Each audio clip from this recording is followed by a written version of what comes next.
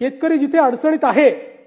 कर्जमाफीच्या संदर्भातही आम्ही स्पष्टपणे सांगितलेलं आहे की आम्ही समिती तयार केलेली आहे, त्याचा अहवाल अपेक्षित आहे आणि आम्ही कर्जमाफीच्या संदर्भात जे काही आश्वासन दिलेलं आहे ते उचित वेळी आम्ही पूर्ण करणारच आहोत। त्या संदर्भात आमचा प्रयत्न असा आहे की आपण ही कर्जमाफी देत असताना मागच्या अनेक कर्जमाफ्यांमध्ये जे आपल्या लक्षात आलं की बँका चुकीच्या पद्धतीचे अकाउंट्स देतात, जुने अकाउंट्स काढून आपल्याकडनं पैसे घेऊन घेतात। आता आपण ॲग्रीस्टॅक म्हणजे 100% शेतकऱ्यांचं आपण त्या ठिकाणी नोंदणी,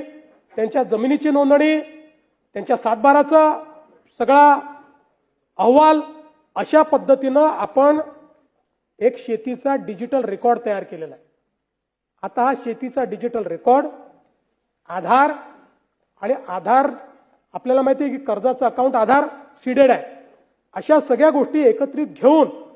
आपल्याला या सगळ्याचा विचार करावा लागेल जेणेकरून जो खरा गरजू आहे त्याला त्या ठिकाणी